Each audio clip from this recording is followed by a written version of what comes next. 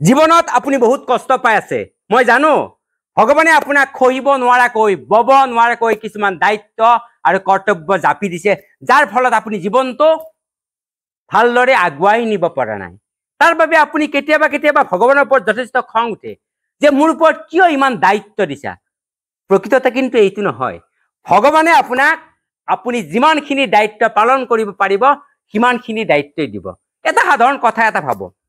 ঠিক আছে ধৰি ললো আপোনাৰ লৰা দুজন এজনৰ বয়স ধৰি ললো 15 বছৰ আৰু এজনৰ বয়স ধৰি ললো 7 বছৰ সেই লৰা দুজনক লৈ আপুনি বজাৰ কৰিবলৈ গ'ল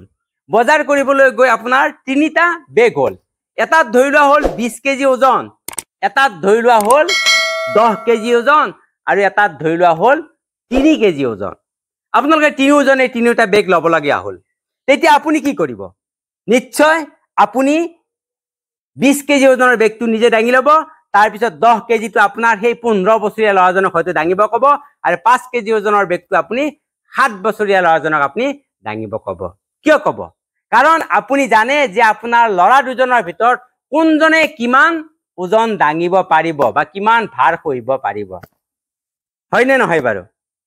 ঠিক তেনে আপুনি যদি জানে যে আপোনাৰ কোনজন ল'ৰাই কিমান সহ্য কৰিব পাৰিব কিমান ভাৰ বব পাৰিব ঠিক তেনে আমাৰ ভগৱান আমাৰ যোন আমাৰ পিতৃ বুলিয়ে কওঁ বা আমাক যিয়ে চলাই আছে তেওঁ জানে যে আপুনি বা মই এই সংসাৰৰ কিমান দায়িত্ব বোজা বা জ্বলা যন্ত্ৰণা আমি সহ্য কৰিব পাৰিম আৰু সেই অনুপাতে আমাক সেই দায়িত্ব বা জ্বলা যন্ত্ৰণা দিয়া বুলি আমি ভাবিব লাগিব কাৰণ আপুনি যিটো ওজন বব নোৱাৰিব সেইটো ওজন ভগৱানে আপোনাক নিদিয়ে আপুনি যিটো দায়িত্ব বা কৰ্তব্য পালন কৰিব নোৱাৰিব সেইটো ভগৱানে আপোনাক কেতিয়াও নিদিয়ে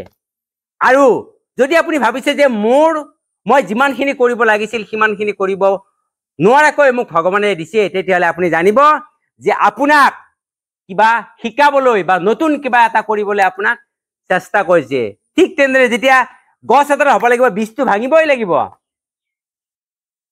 বৰষুণ হ'বলৈ ডাৱৰ ভাঙিবই লাগিব কিবা এটা সৃষ্টি কৰিবলৈ তাৰ নতুন কিবা এটা পাবলৈ হ'লে আগৰ যিটো মূল বস্তু তাক ভাঙি চিঙি কিবা এটা কৰিব লাগে গতিকে আপোনাৰ মন আপোনাক নিজে ভাঙি পৰিছে যদিও ভগৱানে কিন্তু তাৰ পৰা এটা নতুন কিবা এটা সৃষ্টি কৰিব বিচাৰিছে তাৰ বাবে আপোনাক হয়তো ভাঙি পৰাকৈ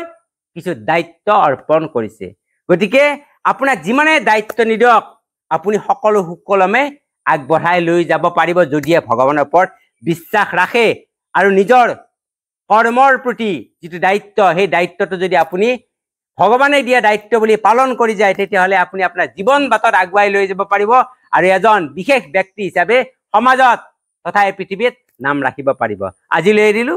পুনৰ আপোনালোকক লগ পাম যদিহে মোৰ এই চেনেলটো ছাবস্ক্ৰাইব কৰি ৰাখে ভাল লাগিলে লাইক আৰু শ্বেয়াৰ কৰিব পুনৰ আপোনালোকৰ সুস্বাস্থ্য দীৰ্ঘায়ু কামনাৰে নমস্কাৰ